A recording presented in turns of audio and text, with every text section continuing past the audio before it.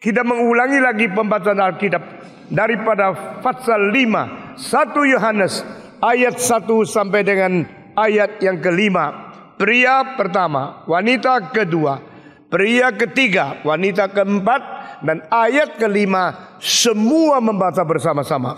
Sekarang kita mulai pria pasal 5 ayat pertama. Setiap orang yang percaya bahwa Yesus adalah Kristus, lahir dari Allah, dan setiap orang yang mengasihi Dia, yang melahirkan, mengasihi juga Dia yang lahir daripadanya. Inilah tandanya bahwa kita mengasihi anak-anak Allah, yaitu apabila kita mengasihi Allah serta melakukan perintah-perintahnya. Sebab inilah kasih kepada Allah, yaitu bahwa kita menuruti perintah-perintahnya. Perintah-perintahnya itu tidak berat, sebab semua yang lahir dari Allah mengalahkan dunia.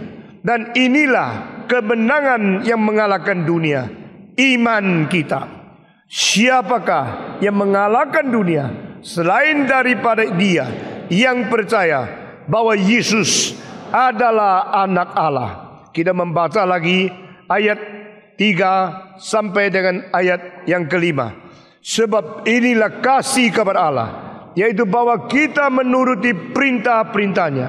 Perintah-perintahnya itu tidak berat, sebab semua yang lahir dari Allah mengalahkan dunia. Dan inilah kemenangan yang mengalahkan dunia, iman kita. Siapakah yang mengalahkan dunia selain daripada Dia yang percaya bahwa Yesus adalah anak Allah? Kita berdoa sekali lagi. Berilah pencerahan kepada kami melalui firman yang kami baca, sehingga ayat-ayat yang adalah firman Tuhan yang hidup boleh menghidupkan kami masing-masing. Firman Tuhan yang suci boleh membersihkan kami masing-masing. Firman Tuhan yang kekal memberikan pengharapan yang kekal kepada kami.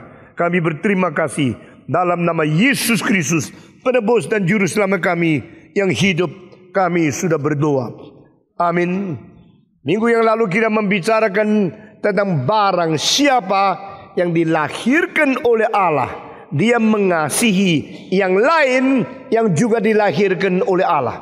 Ini berarti semacam homogeneous love, semacam cinta kasih di dalam sesama yang sejenis, yang semacam hidup, yang sesumber, sama-sama dilahirkan oleh Tuhan. Saudara-saudara, barang siapa tidak bisa mengasihi saudaranya yang kelihatan, tak mungkin dia mengatakan dia telah mengasihi Allah yang tidak kelihatan. Karena Allah memakai hidup yang memberikan kepada manusia untuk menguji bagaimana kita mencintai kepada Dia. Saudara-saudara, hidup yang diberikan oleh Tuhan adalah hidup yang mempunyai sifat moral ilahi. Itu sebab Alkitab mengatakan kita setelah dilepaskan keluar dari kerusakan dunia ini, kita berbagian di dalam kodrat ilahi. Di dalam kodrat ilahi, terjemahan ini tidak boleh dimengerti sebagai kita mempunyai bagian substansi sifat Allah. Tidak.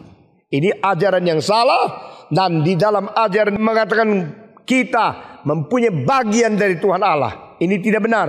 Kita mempunyai kodrat ilahi, berarti kita berbagian, kita take part in the divine nature of God, khususnya di dalam sifat atribut daripada moral. Sehingga Allah itu suci, maka kita berbagian di dalam kesucian Allah. Allah itu kasih, kita berbagian di dalam kasih Allah. Allah itu baik adanya, kita berbagian di dalam kebaikan Allah. Allah itu adil, kita berbagian dalam keadilan Allah. Nah, ini semua sifat ilahi bersangkut paut dengan moral ini telah dibagi-bagikan kepada kita. Siapakah kita? Kita yang dicipta, kita yang tadinya tidak ada, kita yang adalah kontingen. Kalau kita kontingen, kita boleh ada, kita boleh tidak ada, karena kita dicipta sebelum ciptaan itu dilakukan. maka semua yang dicipta tidak ada. Setelah ciptaan itu dilakukan, maka yang dicipta itu baru ada. Maka kita bukan eksistensi yang dari kekal sampai kekal. Kita ada eksistensi yang dicipta baru berada. Maka ini kontingent. Orang yang kontingent ini adalah manusia yang dicipta oleh Tuhan Allah. Dan Tuhan mencipta manusia berbeda dengan semua makhluk yang lain. Karena di dalam kontingensi kita diberikan, dibubuhi dengan kekekalan. Sehingga semua makhluk yang boleh ada, boleh tidak ada, pada satu hari akan lenyap. Tapi kita sekali dicipta, kita tidak mungkin musnah untuk selama-lamanya. Itu sebab kita akan berada terus sampai selama-lamanya kita berada. Nah, di dalam hal ini kita mempunyai status berbeda dengan segala ciptaan yang lain. Segala ciptaan lain akan lewat, akan musnah, akan berhenti eksistensi, termasuk langit dan bumi. Saudara-saudara, itu sebab langit dan bumi akan lenyap. Hanya mereka yang melakukan kehendak Allah tetap selama-lamanya berada. Dan mereka akan tetap tinggal sampai selama-lamanya. Dengan demikian kita akan melalui penebusan, kita mendapatkan hidup yang kekal. Jadi hidup yang diberikan oleh Tuhan pada permulaan itu hidup ciptaan. Tapi hidup yang diberikan oleh Tuhan di dalam Yesus Kristus melalui keselamatan yang sudah digenapkan, itu hidup yang kekal. Hidup yang kekal, everlasting life, yang tidak ada berhenti-berhentinya. Dan di situ kita mempunyai pengharapan bersatu dengan Tuhan di dalam kekekalan. Kita akan berada dengan Dia di harapan Dia. Saudara-saudara sekalian, itu sebab kita perlu sifat ilahi di dalam sifat moral. Kita suci seperti Tuhan, kita kasih seperti Tuhan, kita adil seperti Tuhan, kita baik seperti Tuhan, kita benar-benar mempunyai sifat dari bagian ilahi ini, sehingga kita boleh bersekutu, kita boleh mempunyai hubungan relasi dengan Tuhan di dalam kekekalan itu. Saudara-saudara sekalian, dan di sini dikatakan, jikalau kita dilahirkan oleh Allah, maka kita adalah anak-anak Allah. Tetapi anak-anak Allah bukan hanya di dalam golongan kita yang sempit, yang kecil ini. Anak-anak Allah begitu luas, membentuk satu kerajaan yang bersifat universal. Nah, itu disebut sebagai gereja yang kudus dan am. Sehingga anak-anak Allah mengasihi anak-anak Allah. Semua 1, 2, 3. Anak-anak Allah mengasihi anak-anak Allah.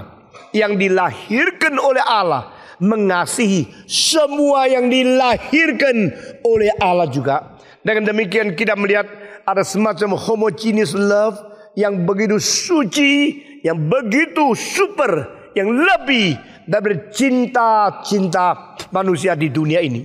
Cinta-cinta manusia di dunia ini tidak mungkin tidak mengandung egoisme, tidak mungkin tidak mengandung subjektivitas, tidak mungkin tidak mengandung limitasi daripada kepribadian setiap orang.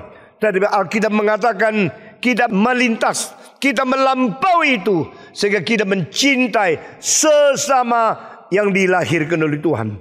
Setiap orang yang percaya bahwa Yesus adalah Kristus, lahir dari Allah. Dan setiap orang yang mengasihi Dia, yang melahirkan, mengasihi juga Dia yang lahir daripadanya. Inilah tandanya. Inilah tandanya bahwa kita mengasihi anak-anak Allah, yaitu apabila kita mengasihi Allah serta melakukan perintah-perintahnya. Nah, saudara-saudara, di dalam Alkitab dengan jelas Allah yang berjanji juga adalah Allah yang memberi anugerah. Dan Allah yang memberi anugerah juga ada Allah yang memberikan perintah-perintah. Nah, ini kaitan satu dengan lain.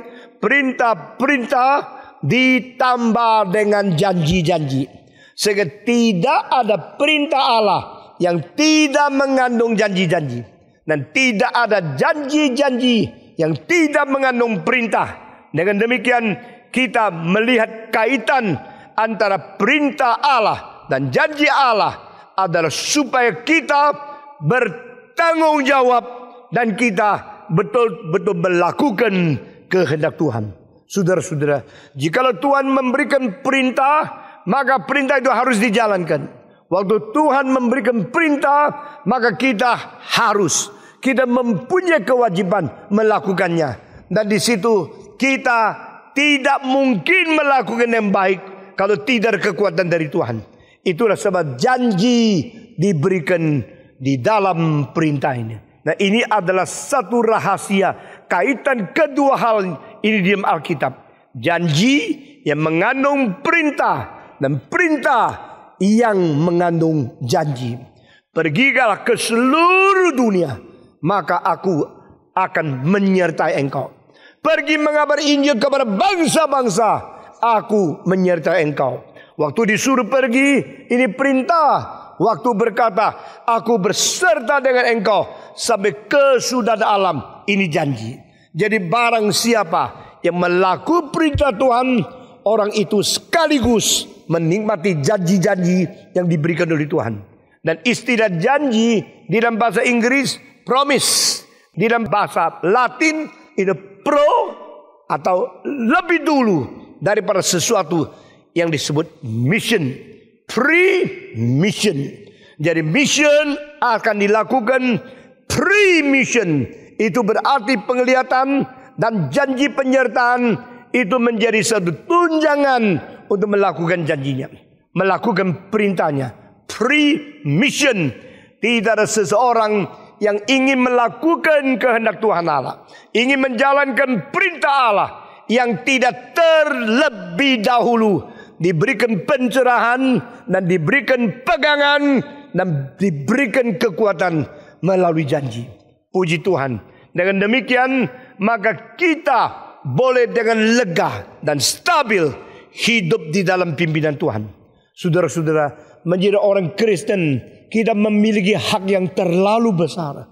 Karena kita tidak pernah hidup sendirian. Kita tidak pernah berjalan sendiri. Di dalam perjalanan kita didampingi, kita diberikan kekuatan, dan kita diurapi oleh Tuhan. Saudara-saudara, waktu Tuhan Yesus berkata, setelah aku pergi, maka Roh Kudus akan turun. Roh itu disebut Parakletos.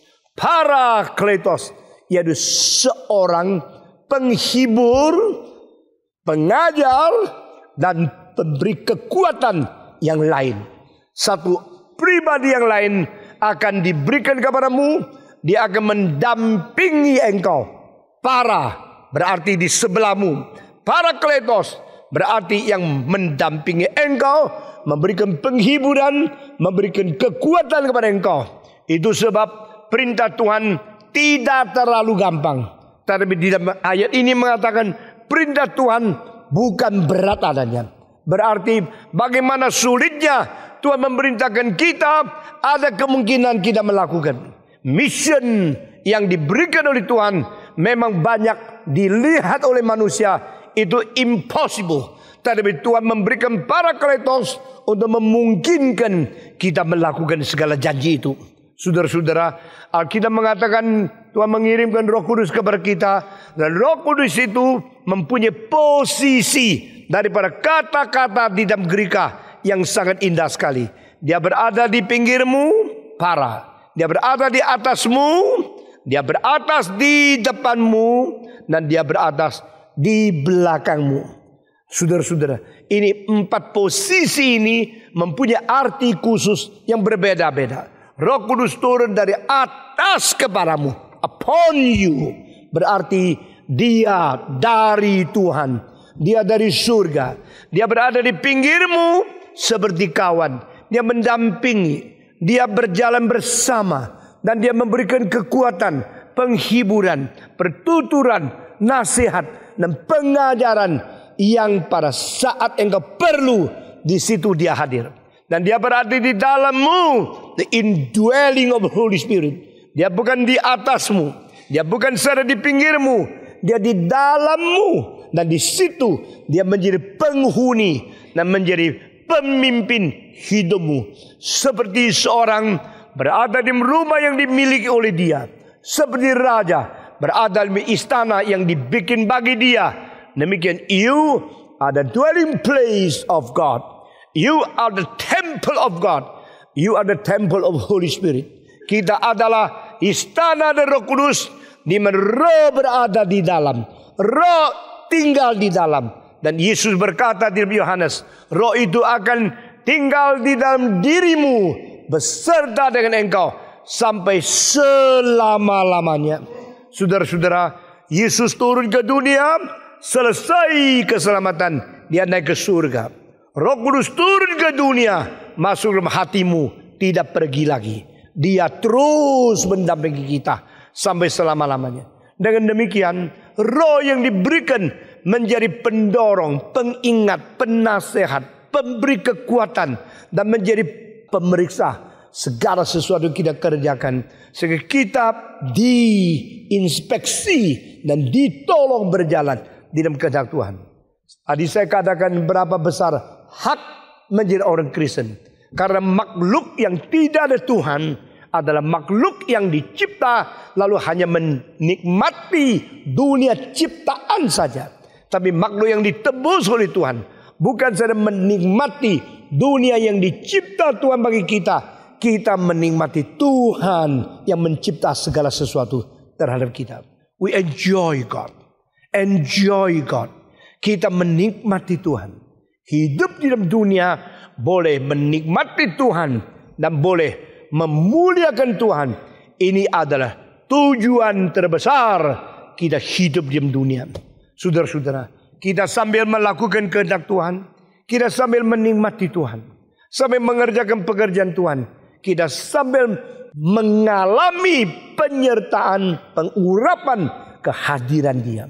Saudara-saudara, 2,5 minggu yang lalu saya jatuh dan tidak pernah jatuh. Begitu hebat, begitu sakit, dan saya harus cepat-cepat bangun. Sudah bangun, saya dengan pelan-pelan jalan masuk dalam kereta, lalu dilarikan pergi ke airport dan cepat-cepat check-in, dan waktunya tidak begitu cukup. Saya masuk kapal terbang. Masuk kapal terbang, tangan sini sakit sekali, sini sakit sekali, dan saya tidak bergerak, dan itu perlu hampir 4 jam. Baru sampai di Hong Kong. Sudah sampai di Hong Kong, saya keluarkan barang, saya dengan pelan-pelan tarik keluar sampai di hotel. Dan saudara-saudara, mulai hari itu sampai sekarang tangan saya masih sakit. Tetapi saya bersyukur kepada Tuhan, setelah sakit saya masih bisa keliling 12 kota, khotbah 16 kali KKR Natal kepada kira-kira 38.000 orang. Dengan tidak ada satu kebaktian yang terlantar. Nah saudara-saudara, saya bersyukur kepada Tuhan. Mungkin sekali ini sesuatu kebaktian yang sangat akan Tuhan berkati tahun ini. Dan setan tidak senang. Sehingga saya jatuhnya begitu sakit dan sebagainya. Dan pada waktu saya sudah bicara sama kamu, membaptiskan orang, tangan saya angkat dalam nama Yesus. Waduh, luar biasa sakitnya. Dan juga saya tidak sadar. Beberapa hari yang lalu di Natal di Balai Sidang, saya kondak Mesias bagian pertama kira-kira 1 jam. Dan di situ sambil pikul salib, sambil kondak Mesias itu sampai selesai. Pada kemarin malam selesai semua, saya pulang dari Malang dan begitu tiba jam 5, saudara-saudara, langsung ada rapat pembangunan dengan beberapa arsitek. Lalu jam 7 rapat persiapan sidang sinode sampai malam jam 11:30. Dan waktu saya tidur, saya serahkan kepada Tuhan. Masih ada beberapa kebaktian, lalu disusul dengan kebaktian itu sinode dan juga kebaktian NRIC sampai tahun akhir. Puji Tuhan, saudara-saudara, di dalam keadaan yang sulit, keadaan yang capek, keadaan yang sakit, keadaan yang tidak mungkin, apa menjadi kekuatan? Parakletos. Roh Kudus terus mendampingi, menghibur, memberi kekuatan, dan salah satu rahasia sehingga kita boleh melunaskan semua tugas adalah sukacita di dalam kerelaan. Semua 1, 2, 3. sukacita di dalam kerelaan. Sesuatu yang kau rela kerjakan, bagaimana berat pun engkau mempunyai kekuatan. Apapun yang kau tidak rela kerjakan, berapa ringan pun kau ngomel. Nah, ini adalah hal yang kita sudah belajar di dalam berpuluh-puluh tahun melayani Tuhan. Semua yang kita kerjakan kalau dari Tuhan, kalau ada nilai, kalau menjadi berkat, saudara-saudara, maka kita bersyukur kepada Tuhan. Kemarin dulu saya melihat berapa orang bawa orang baru datang, sedikit sekali, tidak banyak. Mungkin banyak tidak mau angkat tangan.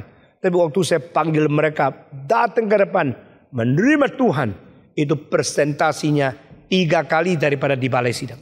Saudara-saudara, yang datang itu kira-kira 1/4 yang maju ke depan secara proporsi jauh lebih banyak dari kebaktian yang besar.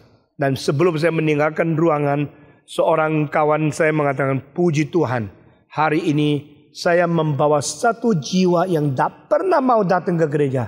Dan dia bukan saja datang, dia dengar dengan teliti. Dan akhirnya dia maju ke depan menerima Tuhan. Saudara-saudara, jikalau kita betul-betul rela melayani Tuhan, kita sungguh-sungguh menjalankan perintah Tuhan, maka beban yang berat menjadi ringan.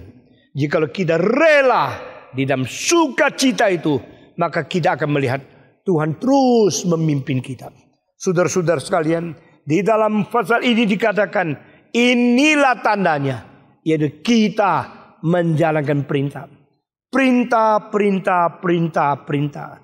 Kalau perintah itu dianggap paksaan, perintah dianggap semacam penganiayaan, engkau sambil menjalankan perintah, engkau sambil ngomel, engkau sambil mengutuk, engkau sambil tidak puas kepada eksistensi dirimu sendiri.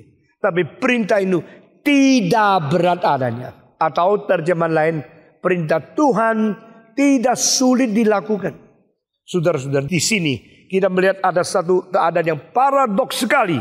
Karena apa?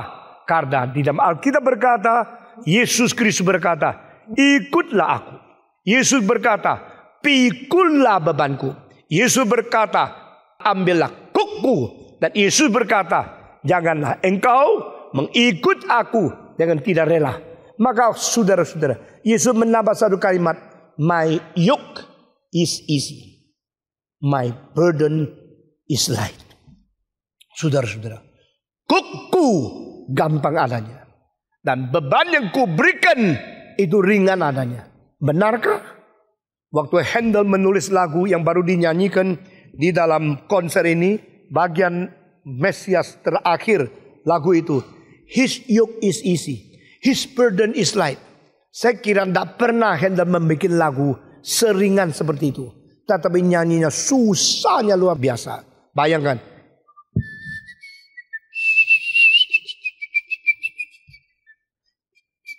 Itu pakai napas loh. His yoke is easy. Susah sekali nyanyi. Karena apa? Karena di dalam semua vowel A, E, I, O, U, yang paling gampang kata U, I, susah. Hah? Coba belajar dulu lagu itu satu kalimat. His yoke is easy. Aduh, susah. Istilahnya easy, nyanyinya difficult. Mesti nyanyi his yoke is difficult. Susah sekali.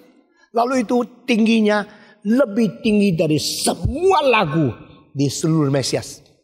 Haleluya chorus paling tinggi A. Tetapi his yoke is easy, paling tingginya B flat. Tidak ada satu lagu di seluruh Mesias 52 lagu yang lebih tinggi. Yang paling tinggi itu ada B flat. Nah, orang yang bisa menyanyi sampai B flat, orang biasa tidak mungkin. Nah, kor yang bisa dipilih menyanyi sampai B flat, nah harus tepat suaranya. Tapi puji Tuhan, Handel masih kasihan sama penyanyi. Itu tak sampai satu pukulan selesai. Kalau panjang lagi semua mati dah, saudara-saudara dan saudara-saudara. Dan di situ ada satu titik yang saya baru menganalisa skornya. Saya rasa sangat lajat.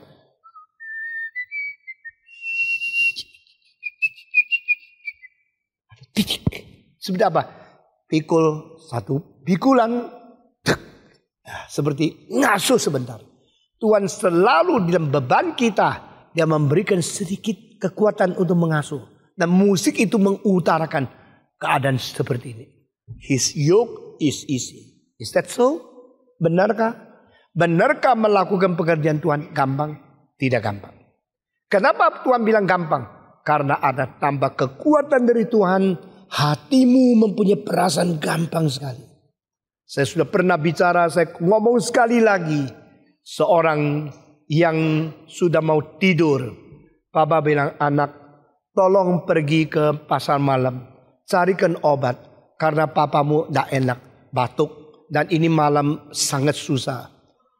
Anak itu menjawab, Pak, jam berapa tahu? Sudah jam 11. Tahanlah. Besok pagi batuk lagi. Sekarang saya sudah mau tidur, capek. Saya sepanjang hari sudah capek. Oh ya, kalau engkau tidak bisa ya sudah, ya kita tidur. Papanya masuk kamar, dia juga masuk kamar. Kira-kira jam 12, maka ada orang datang ke rumahnya. Lalu pembantunya buka pintu, melihat itu pacarnya. Lalu dia, ada apa? Saya perlu bicara sama pacar saya. Bisa gak? Dia sudah tidur. Tapi ini penting sekali. Maka diketuk pintu. Siapa? Saya sudah tidur. Kenapa dibangunkan? Pacarmu. Oh ya. Lalu dia keluar. Ada apa? Waduh. Nadanya dari B flat sekarang sudah menjadi E flat. Sudah bagus sekali. Pacar bilang, gini loh. Saya minta tolong. Ada apa? Saya boleh tolong apa? Papa saya sakit. Sakit keras. Dan malam ini mungkin dia tidak bisa tidur. Perlu semacam obat. Bisa gak bawa saya pergi cari obatnya? Oh bisa. Tidak apa-apa kok. Ya. Lalu di mana ya? Oh di tempat dulu jauh sekali. Maaf ya ini sudah malam loh. Sudah jam 12 lebih. Oh tidak apa-apa. Jauh. Oh tidak jauh. Itu mesin yang jalan bukan kaki kok. Ya. Nah dia bawa mobil ke situ. Maaf ya bikin engkau capek. Oh sama sekali tidak capek. Saudara-saudara. Sama-sama loh. Sama-sama orang tua. Sama-sama namanya papa. Sama-sama namanya sakit. Sama-samanya tidak bisa tidur. Tapi kalau papa sendiri. Papa tahan dong. Besok baru sakit lagi. Ya, disambung lagi. Ronde kedua besok. Sekarang tahan tidur saja. Tapi kalau pacarnya yang datang. Oh bisa-bisa. Capek enggak? Oh tidak. Repot ya. Oh dah repot. Aduh susah ya malam. Belum. Biasanya jam 2 belum tidur. Bedanya apa? Bedanya rela. Dah rela.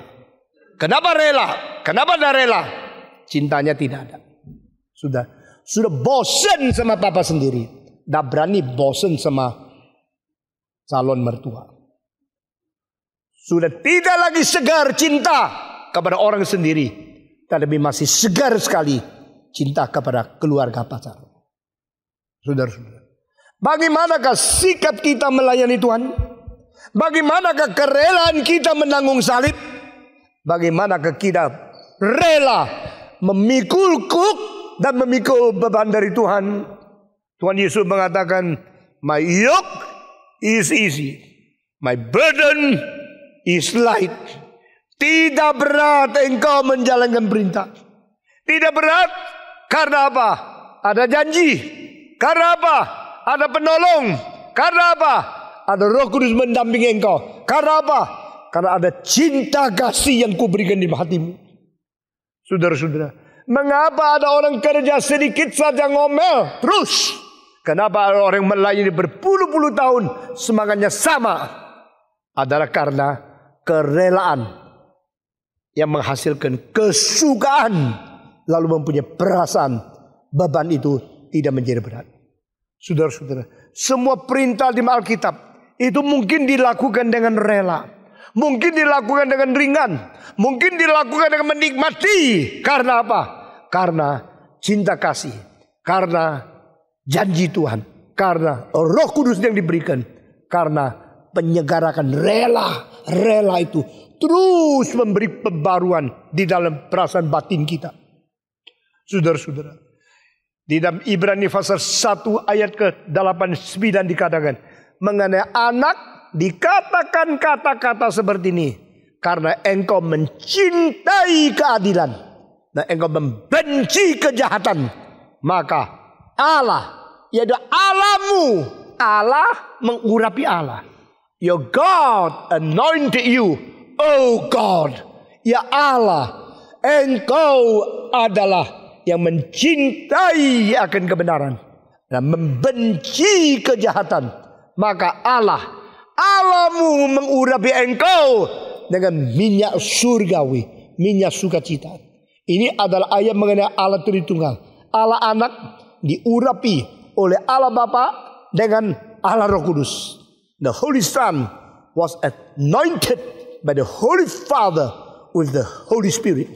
The Roh Kudus yang diberikan dari Allah Bapa mengurapi Allah Anak, dan Roh Kudus itu diberikan satu istilah khusus, minyak sukacita. The oil of joy.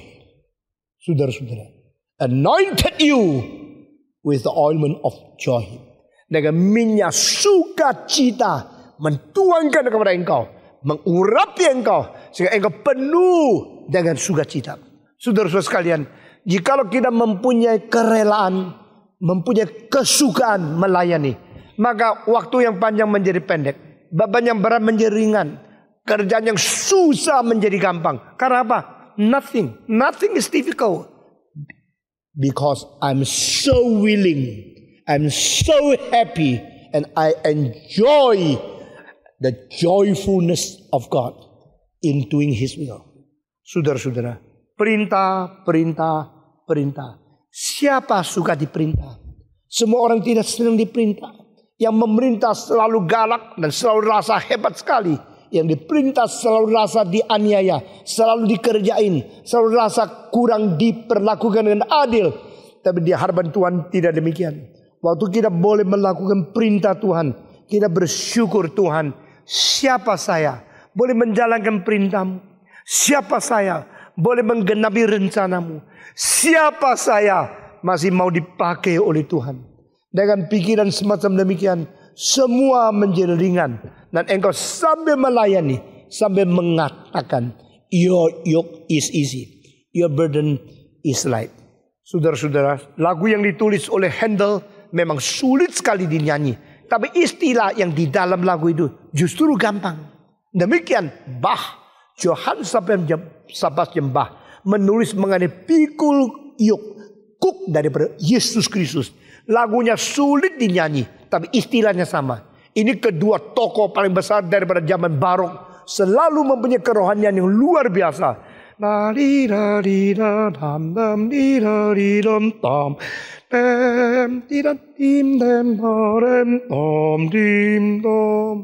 Lagu itu selalu saya waktu mengajar, saya menemukan falas. Yang nyanyi selalu falas. Karena tim tam ti tam tam tam tim tam gampang falas.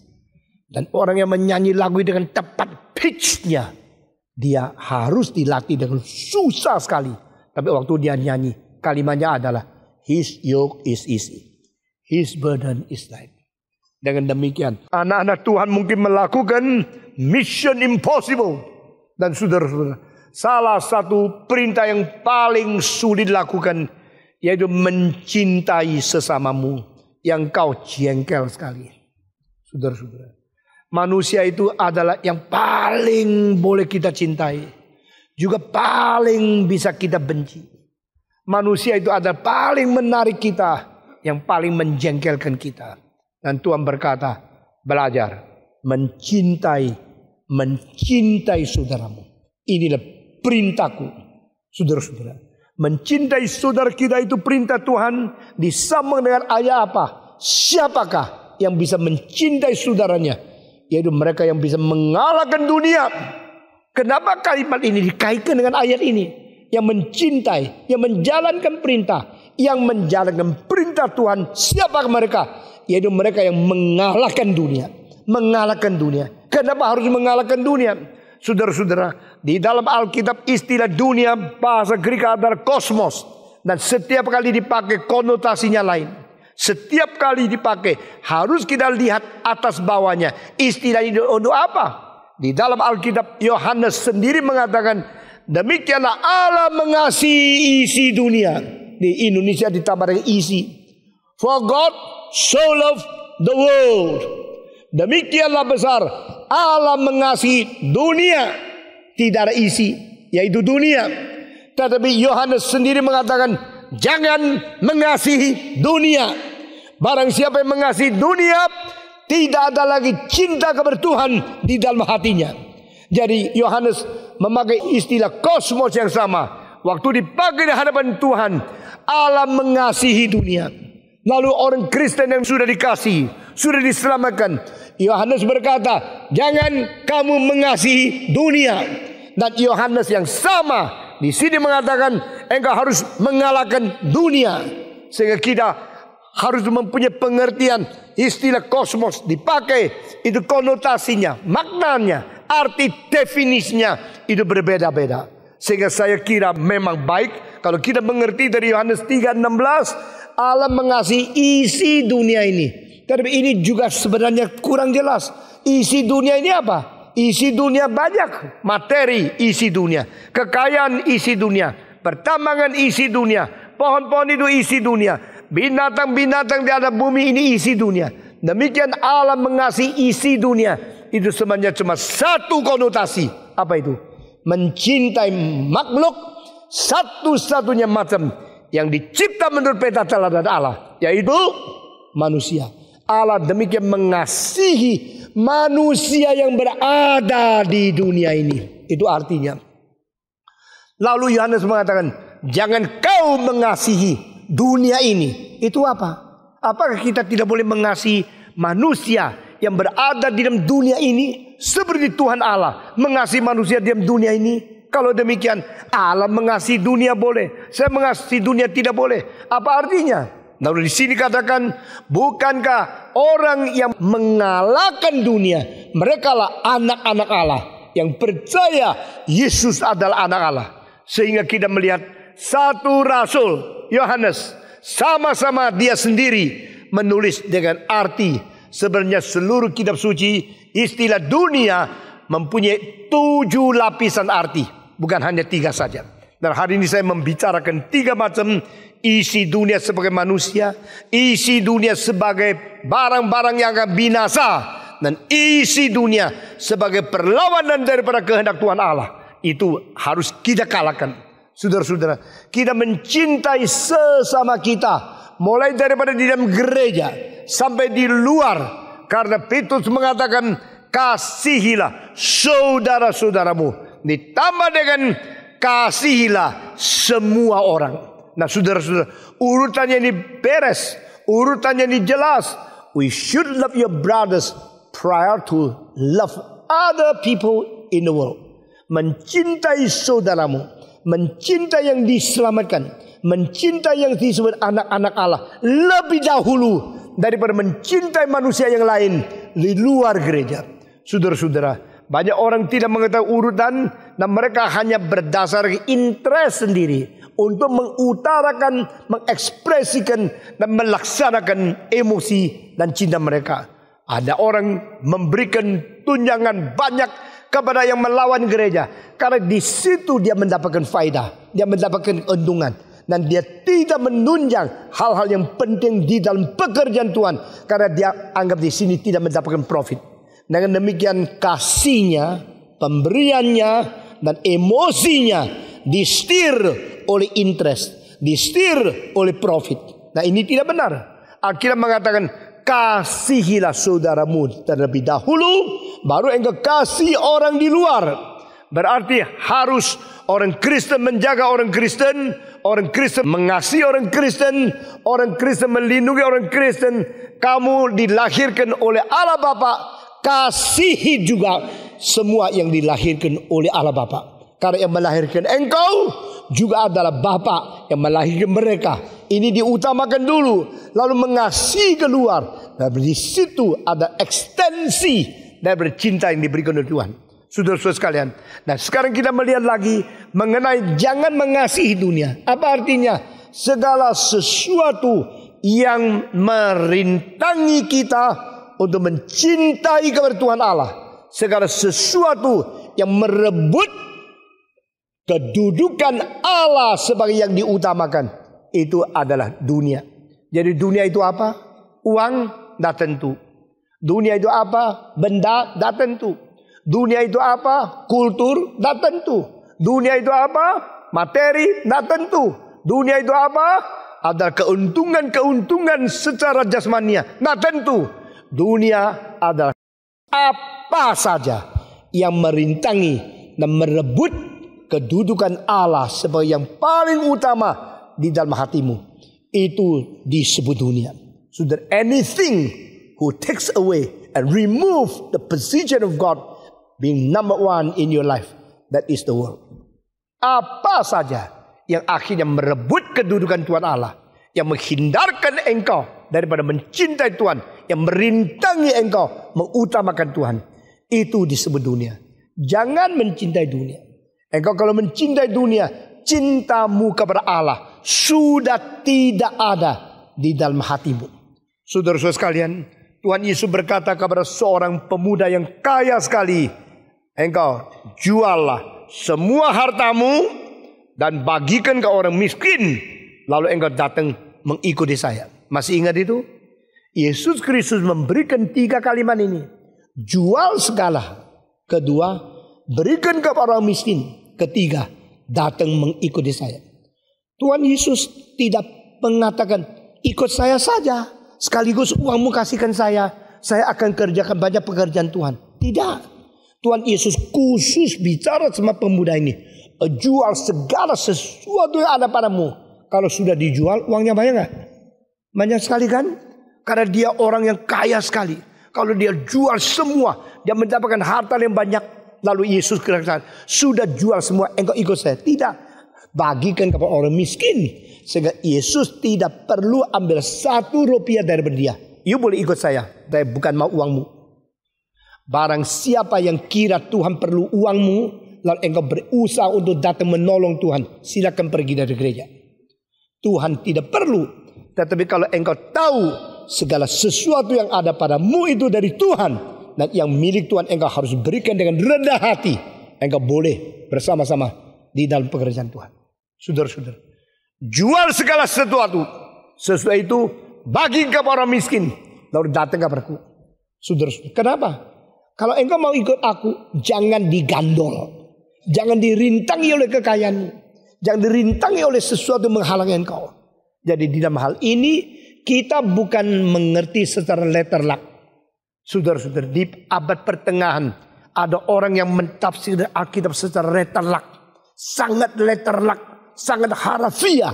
Akhirnya kejepit di dalam kalimat-kalimat yang membuat buntu kemajuan kerohanian mereka. Ada yang menjelaskan Alkitab dengan sangat alegori, sehingga akhirnya mereka mengertinya sama sekali terlepas dari dunia fakta.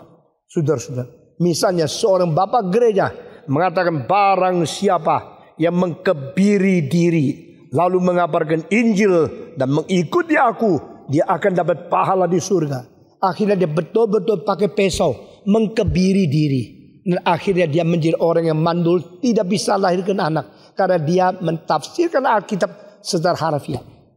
Ada juga yang mentafsir Alkitab betul-betul, rumahnya dijual, semua dijual, sudah habis semua, lalu dia mengambil 1 mangkok sambil mengabar Injil, sambil cari makan untuk minta pertolongan orang lain.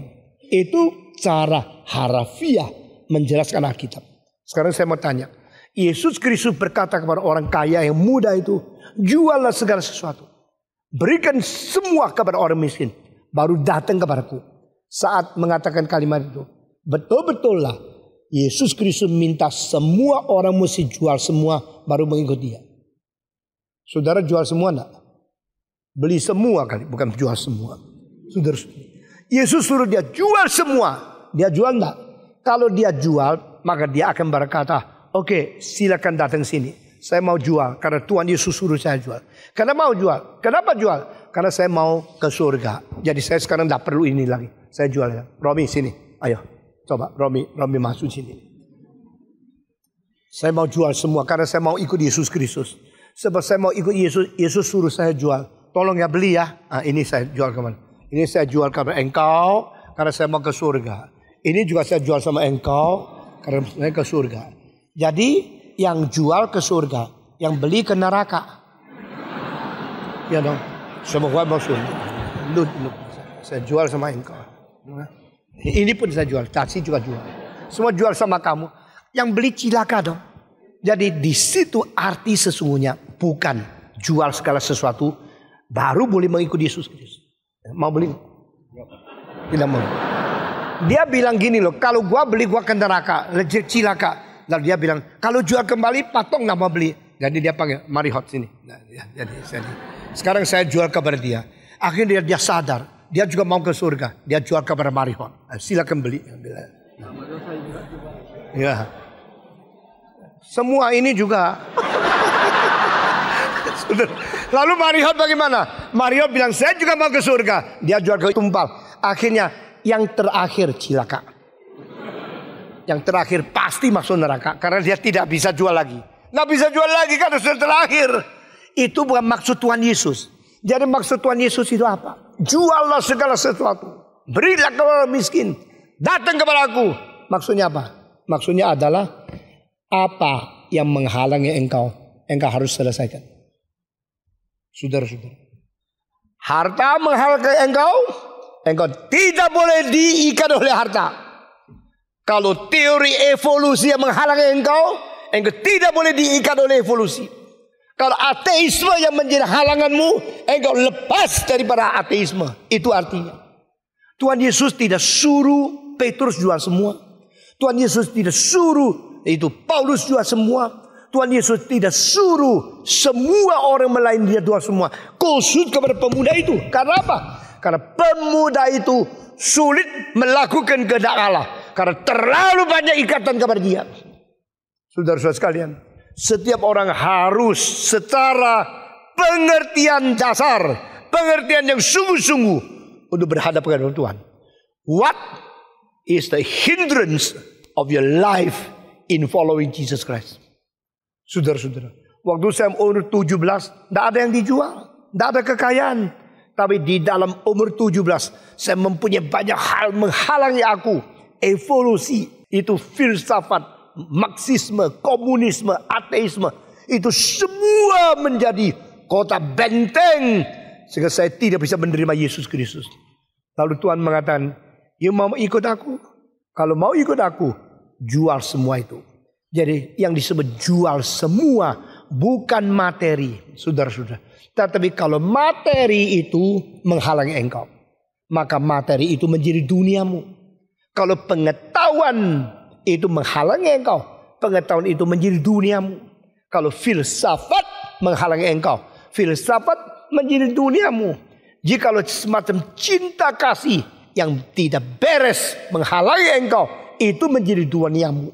Jikalau semacam hobi engkau tidak bisa lepas, kebaktian tidak tentu datang. Hobi itu waktunya engkau pasti ke situ, itu menjadi duniamu. Ada orang karena bioskopnya terlalu bagus, dia singkirkan, dia buang semua pelayanan demi bioskop. Ada orang suka melihat pacuan kuda. Kalau pacuan kuda bertepatan dengan kebaktian yang penting, dia pentingkan hobi, dia tidak pentingkan pekerjaan Tuhan. Ada orang karena ada sesuatu kesempatan dia dapatkan uang banyak, di situ dia lempar semua pelayanan kepada Tuhan. Itu menjadi dunianya. Jadi tidak ada satu orang sama orang lain. Jangan kira kalau engkau sudah mempunyai sesuatu keunggulan, lalu kelemahan-kelemahan yang lain Tuhan tidak tahu. Tuhan akan menilai, Tuhan akan menghakimi, Tuhan akan menghadapi setiap orang dengan cara yang berbeda. Saudara-saudara, menjalankan perintah Tuhan itu tidak gampang. Bagi orang yang memberikan uang banyak itu soal kecil. Karena yang ditahan oleh sendiri jauh lebih banyak dari yang diberikan kok.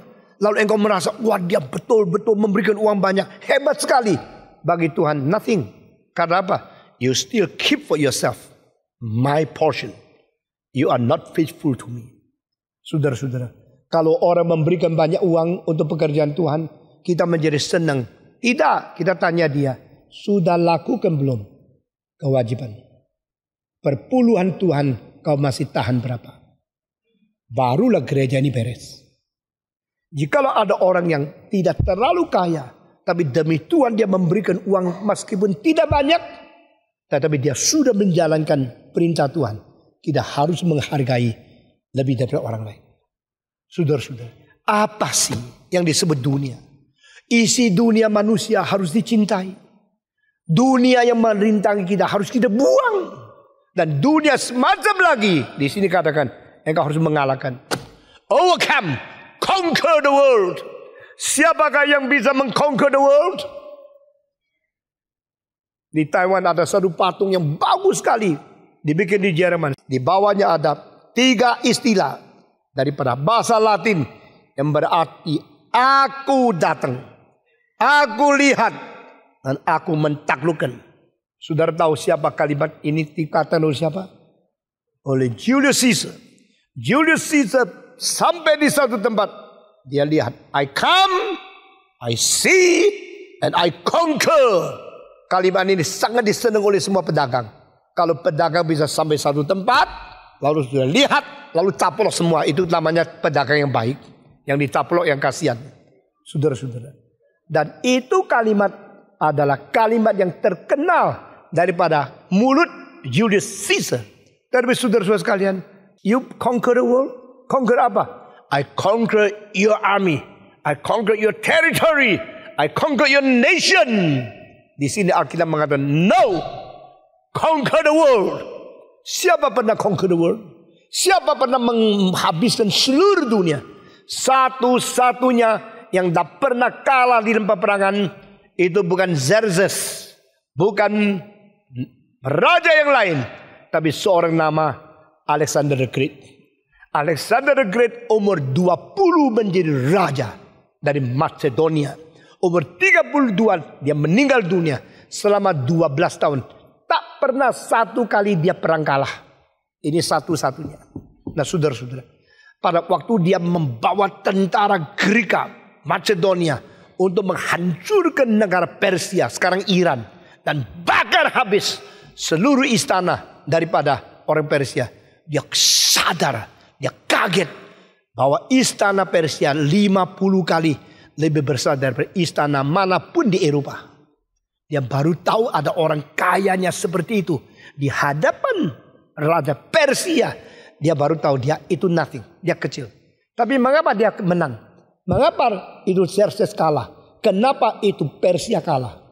Bukan karena tentara dia lebih banyak, karena semangatnya lain. Nah ini satu rahasia. Sekarang saya berkata kepada saudara, Persia mempunyai prajurit mungkin 10 kali lebih banyak daripada tentara-tentara dari Alexander the Great. Tapi mereka ada prajurit budak. Mereka ada prajurit dipaksa. Prajurit yang dianiaya harus kerja, kalau tidak akan dibunuh. Dan mereka berperang karena kewajiban paksaan. Tetapi Greka punya prajurit berperang untuk membebaskan orang lain. Berperang untuk memerdekakan sifat manusia. Berperang untuk membawa sesuatu kebebasan daripada hak asasi manusia. Di situ kekuatan luar biasa. Saudara-saudara, kita harus belajar dari sejarah. Dan sejarah ada sesuatu yang hebat sekali, yang penting sekali. Selalu semangat aslinya dari Alkitab, bukan daripada manusia. Jadi we are fighting for freedom. We are fighting to liberate people from the persecution, for oppression. Itu sebab akhirnya berapa banyak tentaranya daripada Persia percuma. Karena pada waktu mereka perang, mereka tidak mempunyai tunjangan semangat untuk memperjuangkan sesuatu yang anggun dan yang benar. Akhirnya mereka menjadi perang sebagai mesin perang saja. Dan semangat yang menjatuhkan semua. To conquer everything. Tapi saudara-saudara tahu tidak? Seorang yang menang atas segala sesuatu. Orang yang mengalahkan segala sesuatu. Terlebih dahulu dia harus mengalahkan diri sendiri. A man who conquer himself before conquering others, he is a true conqueror. Seorang yang bisa mentaklukkan diri baru mentaklukkan segala sesuatu. Orang itu penakluk yang sejati. Saudara-saudara, menaklukkan diri lebih penting dari menaklukkan segala sesuatu. Semua 1, 2, 3. Menaklukkan diri lebih penting daripada menaklukkan segala sesuatu. Di dalam dunia ini kita hidup dalam perjuangan. Tapi jangan lupa, perjuangan yang paling penting adalah mengalahkan dirimu sendiri. Karena musuh kita yang paling besar bukan di pihak lain. Musuh kita yang paling besar ada di hati kita sendiri. Dan kalau kita bisa mentaklukkan hati kita yang tidak beres, mentaklukkan hati kita yang tidak mau dikontrol, maka engkau menjadi seorang pemenang yang sejati. Itu sebab di dalam yang disebut buah Roh Kudus, rasa yang terakhir adalah self-control. Saudara-saudara, Allah memberikan Roh Kudus untuk menambah kekuatan kepada engkau untuk bisa temperance, bisa mengontrol sendiri, bisa menguasai sendiri. Dan orang yang menguasai sendiri, dia menguasai dunia yang menjadi objek yang ditamak, yang diserakahi oleh dia sendiri. Di situ dia mengalahkan dunia. Saudara-saudara sekalian, siapakah yang mengalahkan dunia? Adakah orang yang bisa mengalahkan dunia? Siapa benar-benar telah menaklukkan dunia? Tidak ada. Alexander the Great? Tidak. Hannibal? Tidak. Genghis Khan? Tidak. Yang mengalahkan diri sendiri, yang mengalahkan dunia adalah mereka yang taat kepada Tuhan Allah dan menerima pimpinan Roh Kudus untuk mentaklukkan diri sendiri. Itu sebab di sini katakan, who are the ones who are conquering the world? Siapakah yang mengalahkan dunia? Siapakah yang telah mentaklukkan dunia? Itu mereka yang percaya kepada Yesus Kristus. Loh, apa hubungannya ya? Apa hubungan orang yang percaya kepada Yesus sebagai anak Allah adalah orang yang mengalahkan dunia? Kalimat-kalimat yang sederhana sekali, tapi tidak pernah muncul di buku lain. Ini keunikan Alkitab. The one who believe in Jesus Christ as the Son of God, He is the one who conquered the world. Tidak ada loh. Di dalam buku Romawi dan buku Latin, buku Greek, tidak ada orang mengatakan kalimat ini. Tapi saudara-saudara, Yohanes mempunyai pikiran yang jauh lebih tajam dari banyak penulis filsafat di dalam sejarah Greek. Yohanes mempunyai pengertian yang tajam, bahkan kadang-kadang lebih daripada Paulus, Petrus, dan yang lain-lain. Dia seorang Yahudi, tukang tangkap ikan di tempat Galilea sebagai nelayan. Tapi dipanggil oleh Yesus Kristus. Lalu dia menjembatani seluruh kemudian dunia dengan firman Tuhan di dalam perjanjian lama. Dia menemukan istilah logos yang dipakai oleh Heraklitos, yang dipakai oleh stoicisme. Itu sebenarnya adalah bijaksana yang dipakai di dalam perjanjian lama, khususnya di dalam Amsal Sulaiman pasal 8. Dari situ penjembatanan itu menjadikan dia mengetahui itu logos is theos.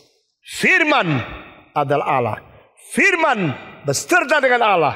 Dan firman dipakai Allah menciptakan segala sesuatu. Dan logos menjadi mediator di tengah-tengah Allah yang tidak kelihatan dan dunia yang kelihatan. Lalu Yohanes, rasul yang paling muda, akhirnya diberikan hidup paling tua dan satu-satunya yang tidak mati syahid. Dan dia melihat bagaimana dunia ini akan kiamat. Dialah orang yang mengatakan, dunia ini dengan segala isinya akan musnah. Hanyalah mereka menjalankan kehendak Allah, kekal adanya. Nah, inilah orang yang mengalahkan dunia. Kenapa? Ia melihat semua kekayaan dunia, kekuasaan dunia, keindahan dunia, kelebihan dunia, itu hanya leftover beauty. Istilah the world is only a leftover beauty. Ini daripada nyonya, daripada Francis Schaeffer. Ini Schaeffer mengatakan segala sesuatu yang paling mulia, paling hebat, paling hormat, Tuhan melihat itu hanya sesuatu leftover beauty saja. Kadang-kadang saya pikir kalau kota-kota yang begitu indah dibangun, kalau dibom hancur, sayang enggak? Sayang enggak? Coba lihat Buckingham Palace, Versailles, itu Capitol yang begitu bagus. Kalau dibom, sayang tidak? Sayang juga ya. Aduh sayang loh, bangunan yang bagus, kota yang diciptakan bagus. Lalu setelah saya mengerti istilah daripada Edith Schaefer yang kenal pribadi dengan saya mengerti apa yang dia artikan. Itu hanya bayang-bayang saja. Semua yang di surga jauh lebih. Ini cuma bayang-bayang saja. Bayang-bayang daripada keindahan surgawi, sisa-sisa di dunia ini saja. Jadi tidak ada yang disombongkan. Saudara-saudara, kekayaan yang paling besar, kekayaan yang paling hebat, kehormatan yang paling tinggi, kedudukan yang paling berkuasa di dunia ini, Tuhan mengatakan itu left over beauty, left over power, left over honor, left over glory. Semua itu nothing, saudara-saudara, di hadapan Tuhan hebat sekali. Kenapa engkau masih merasa sesuatu yang engkau berharga, engkau begitu senang? Karena engkau belum melihat surga. Kalau engkau sudah bertemu dengan kemuliaan Tuhan Allah, dia lagi left over beauty. Dan di situ batinmu, engkau sudah bersedia mengalahkan dunia. You know who Jesus Christ. You know the glory of God. You know the honor and the glory of Jesus Christ is so superior, supreme, yang tertinggi. Dari situ melihat lagi, nothing left. Paulus berkata, aku dulu melihat segala sesuatu yang berharga. Sekarang saya menganggap itu semua sampah. Paulus berkata, aku melihat Yesus sebagai yang paling berharga bagiku. Philip Teng pernah menceritakan seorang mendapatkan uang warisan dari papanya, kalau tidak salah itu kira-kira 7,9 biliar. Saudara-saudara. Dan orang yang mempunyai warisan kaya begitu banyak, dia seorang yang cinta Tuhan. Dan tidak pernah dia menginginkan dapatkan uang begitu banyak. Dia cuma tahu Yesus Kristus betul-betul sangat berharga. Satu hari dia mengatakan, saya kira kalau saya mewarisi uang begitu banyak, saya kerja setengah mati untuk mempertahankan ini. Bagaimana?